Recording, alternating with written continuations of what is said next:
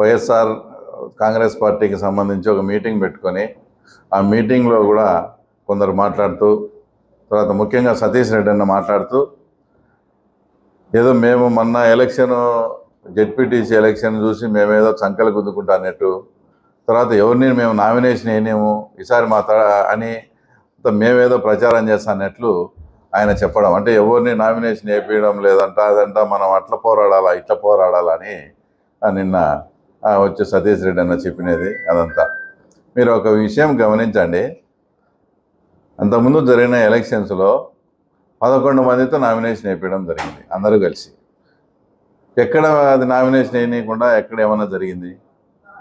ఆ తర్వాత ఎలక్షన్ జరిగినప్పుడు కూడా చాలా అసలు ఒక్క చిన్న అవాంఛనీయ సంఘటన కూడా జరగలేదు.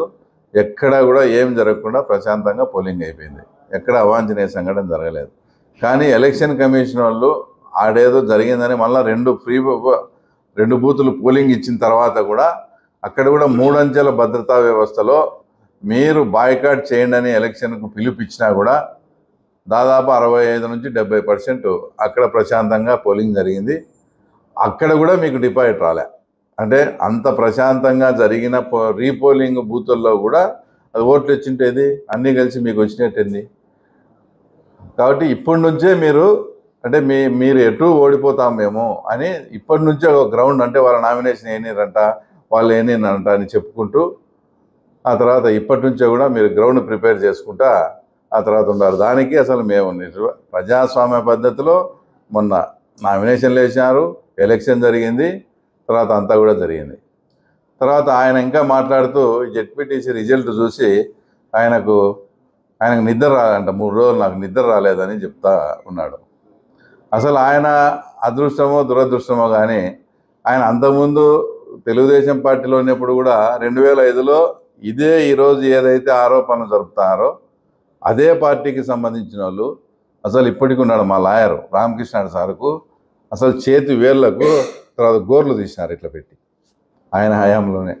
ఇదంతా జరిగిందని చెప్పేసి తెల్లవాడుదలు చొక్కా ఇప్పుకొని స్టేషన్ ముందు ధర్నా చేసి ఈగలతో కుట్టించుకున్నాడు. ఆ రోజు నిద్రలేని రాత్రులే ఆయనకు, ఈరోజు ఇప్పుడు నిద్రలేని రాత్రులే. ఆయన జాతకమేమో కానీ ఆయనకు ఆయన కార్యకర్తలకు ఎప్పుడూ నిద్రలేని రాత్రులే ఉంటాయి. తర్వాత ఆయన ఏం మాట్లాడతాడు, మా లోకేష్కు నిద్రలేని రాత్రులు చూపిస్తాడంట. మళ్ళా ఆయన ఇంకో కూడా మాట్లాడుతూ, అంటే ఎప్పటి నుంచో రాజకీయం చేసే వయస్సు వాళ్ళకు కూడా ఆయన సార్ ఇప్పటి నుంచి చెత్త అంతా ఏరేయాలా, ఇక్కడ గట్టిగా ఉన్నోడే పనిచేయాలా, 62,000 ఓట్లతో గెలిపించిన ప్రజలు ఈయనకు చెత్త మాదిరి కానొస్తున్నారు. రాజకీయం అన్నాక కొందరు ఓటు వేసేవాడు ఉంటాడు, ఓటు వేయించేవాడు ఉంటాడు, తర్వాత కొన్ని అన్నిటికీ సిద్ధపడేవాడు ఉంటాడు. అన్నీ కలిపి వాళ్ళ రాజకీయం ఏదో వాళ్ళు చేసుకుంటారు. 78 నుంచి సక్సెస్ అయితే వస్తున్నారు. ఈయన వల్ల ఆయనకు సలహా ఇవ్వడం, ఎంపీ గారు ఈ చెత్త అంతా వేరేయాలి, చెత్త అట్లా తూర్పుర పట్టాలంట. తూర్పుర పడితే మిగిలేదు కింద గింజలు కాదు, అంతా పొట్టే. ఎందుకంటే మన ఎలక్షన్లో చూసినాం, ఎవడన్నా ఏజెంట్గా వచ్చి మేము కూర్చుంటామంటే మేము ఏదైనా బలవంతం చేయడం కానీ, మేము ఈడ్చడం కానీ, మేము గొడవ పడడం కానీ ఏమైనా చూసినారా?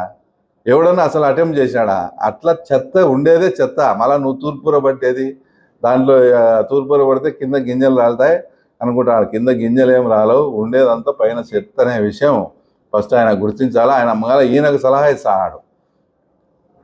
కానీ ఇంత వేవ్లో కూడా ఉండి, వివేకానంద రెడ్డి కేసులో ఉండి ఆయన ఎంపీగా గెలిచినా అంటే అంతో ఎంతో ఏదో సర్వీసో పాడో చేసినాడే కాబట్టి ఆయన గెలిచినాడు. ఆయనకి ఈయన సలహా ఇస్తాడు, ఎంపీ గారు చెత్త అది ఇదని. ఆయనకు స్మూత్గా ఎట్లా డీల్ చేసుకోవాలో తెలుసు. ఇతను ఈ రాచమల్ల ప్రసాద్ రెడ్డి మా మిత్రుడు వీళ్ళు చేసి వాళ్ళకి ఎప్పుడూ ఎదుర్కొన్నటువంటి రాజకీయ అవమానాలని జరుగుతుంది. అసలు ఈ సతీష్ రెడ్డి అన్న గురించి ఏమనుకుంటారో ఆయనకు తెలిస్తే, ఈ పాదం మాకు వచ్చేలా మాకు లేనిపోని దరిద్రము, లేనిపోని రాజకీయంగా అవమానాలు జరుగుతున్నాయి, అంతకుముందు ఎప్పుడే కానీ ఇట్లా లేవని అనుకుంటారు. ఆ విషయం ఆయన తెలుసుకొని ఆ తర్వాత మాట్లాడాల. తర్వాత రెండో విషయం, ఆయన మాట్లాడుతున్నాడు కదా, మేము మొన్న ఎలక్షన్స్ అప్పుడు అందరం ఉన్నాం, ఏం చెప్పినాం, ఎర్రబల్ల చెరువుకు నీళ్ళు ఇస్తామని చెప్పినాం. ఎలక్షన్ జరుపుకొని పద్ధతిగా ఇది ఎలక్షన్ అయిపోతానే మామూలు మాటలు అన్నారు. ఇక్కడ ఉండే వాళ్ళమంతా ముఖ్యంగా వెంకటరామరెడ్డి సొంత డబ్బులు కొన్ని లక్షల డబ్బులు ఖర్చు పెట్టి దానికి అడ్డంకులు ఉండేటన్నీ తీసేసి ఈరోజు కంటిన్యూస్గా 40 రోజులైంది. ప్రతి బోరు కూడా రీఛార్జ్ అయింది. దాదాపు నలపరెడ్డిపల్లెలోనే 2000 బోర్లు ఉన్నాయి. ఒక్క నలపరెడ్డిపల్లెలో మొత్తం మండలం అంతా ఇచ్చి ఒక 5-6 వేలు ఉంటాయి. ప్రతి బోరుకు 50,000 నుంచి ₹1,00,000 అంటే కేసింగ్ దించుకోవడం కానీ ఇదంతా ఆదాయం. ఆ రకంగా క్యాలిక్యులేట్ చేస్తే 100 నుంచి 150 కోట్లు ఓన్లీ 5-6 పల్లెలకు ఈరోజు ఆ నీళ్ళు వచ్చి ఆదాయం. అంటే మేము ఏదన్నా ఎలక్షన్స్ అప్పుడు కానీ చేస్తే, ఇప్పుడు ఎలక్షన్ అయిపోయింది కదా, మాకు ఇదంతా చేయాల్సిన అవసరం ఏముంది? ఎలక్షన్ అయిపోయినా కూడా ఎలక్షన్లో ఏదైతే మాట ఇచ్చామో కొన్ని అవుట్సోర్సింగ్ జాబులు కూడా ఇస్తామని చెప్పాం, అది కూడా ప్రాసెస్లో ఉంది. తర్వాత ఎర్రబల్లి చెరువుకు ఆ తర్వాత నీళ్లు నింపుతామన్నాం. ఇంకా ఈ నుంచి కూడా 40 రోజులు వస్తాయి కదా, ఈ నుంచి 40 రోజులు వస్తాయి. మన అదృష్టం కొద్దీ ఆడ తలుపుల మండలంలో కింద కొన్నిటిపల్లె ఆ చెరువు కూడా కొండారెడ్డిపల్లె చెరువు కూడా నిండింది. అది 2 చెరువులు చిన్న చెరువులు ఉన్నాయి, అవి కూడా 4-5 రోజుల్లో నిండితే ఇంకా మొత్తం ఆ తర్వాత నీళ్లు కూడా పులివెందులకి డ్రా చేస్తాం.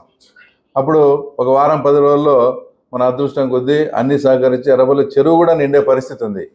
ఈ రకంగా మేము చిత్తశుద్ధిగా చెప్పినట్టు చేస్తా అంటే ఈయన మేము నామినేషన్ వేయనివ్వంట మున్సిపాలిటీ ఇదేమంట. నిజంగా చెప్పండి, వాస్తవంగా 2 ముఖ్యమంత్రులు పరిపాలించిన ఈ ఊర్లో ఇప్పటికీ కూడా అన్నీ చాలా బాగుండాలి.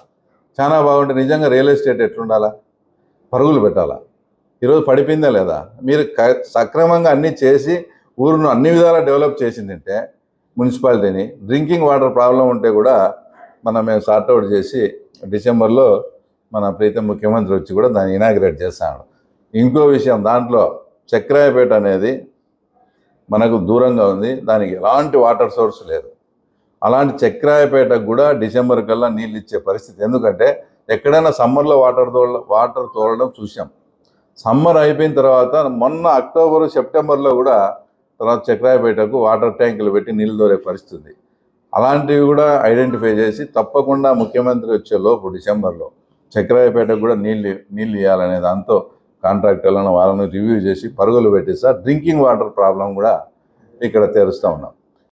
ఇక్కడ ఇన్ని సమస్యలు ఉన్నాయి కాబట్టి మున్సిపాలిటీ ఎలక్షన్స్కు మేము కంటెస్ట్ చేసి మన టీడీపీ హయాంలో మున్సిపాలిటీని కైవసం చేసుకొని ఇక్కడ ఉండే ప్రాబ్లమ్స్ అన్నీ సార్ట్అవుట్ చేయాలనే ఉద్దేశంతో తర్వాత మేము ప్రణాళిక రూపొందించుకుంటా ఉన్నాం.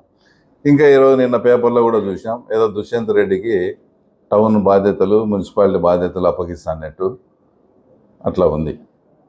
మేమేం చెప్తున్నామంటే వ్యక్తిగతంగా దుష్యంత్ రెడ్డి మాకు శ్రేయాభిలాషి, మేము కూడా బాగా ఇదే దాంట్లో ఏదో కాదనిలేం. కానీ ఇది చూస్తా అంటే ఎట్లుందంటే మహాభారతంలో భీష్ముని కదా కొట్టేదానికి కృష్ణుడు ఎత్తి యజోగారిని ఒక పాత్రను ప్రవేశపెట్టినట్టు ఆయన్ను అట్లా మాకు పెట్టినట్టు మేము అనుకుంటున్నాం. కానీ ఎవరైనా నాకు నా రాజకీయము, నా మున్సిపాలిటీ, నా పులివెందుల, నా కార్యకర్తలను కౌన్సిలర్గా చేసుకోవడం, మా నాయకుడిని వచ్చి మున్సిపల్ చైర్మన్ చేయడమే మా ధ్యేయం. అంతేగాని దుష్యంత్ రెడ్డి వచ్చాడనో, ఆ తర్వాత అవినాష్ రెడ్డి ఉన్నాడనో, జగన్ ఉన్నాడనో మేము కేర్ కూడా చేయం. అందరినీ ఒకటే కోణంలో కూడా చూస్తాం. ఈ విషయంలో నిజంగా ఒక దుష్యంత్ శ్రేయాభిలాషిగా కూడా చెప్తాను.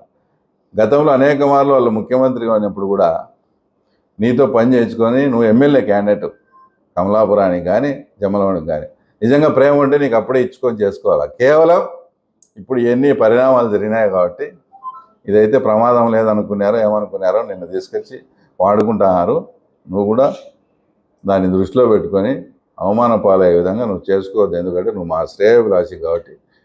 ఆ తర్వాత నీకు చెప్తాను, మాకు ఇక్కడ ఎవరైతే మా పార్టీకి నిజంగా పనిచేసినారో అందరి సమిష్టి కృషితో వాళ్ళని కౌన్సిలర్లను చేయడం, మా తెలుగుదేశం పార్టీ నుంచి మున్సిపాలిటీ కంటెస్ట్ చేసి మున్సిపల్ చైర్మన్ చేయడం ఏకైక అజెండా. ఏదో అంటారు చూడు, ఎక్కడైనా మామ కానీ వంగతోట కాడ మామ కాదని. మా ధ్యేయం అదే. వాళ్ళు ఇంకోరిని తెచ్చిపెట్టుకునే, దుష్యంతుని పెట్టుకునే, మా అజెండా మాదే, మా పని వాళ్ళదే, వాళ్ళ పని వాళ్ళది. అంతేగాని ఇదేదో ముందే ఓటమిని అంగీకరించినట్టు నామినేషన్ వేయకుండా చేస్తారంట, అది చేస్తారంట, ఆ పద్ధతులు ఏముండవు. సాగునీటి ఎలక్షన్లో ఒక స్ట్రాటజీ, తర్వాత మొన్న జెడ్పీటీసీలో ఒక స్ట్రాటజీ, ఈసారి ఇంకో డిఫరెంట్ స్ట్రాటజీలో వస్తాం. కొట్టడం అయితే గ్యారెంటీ.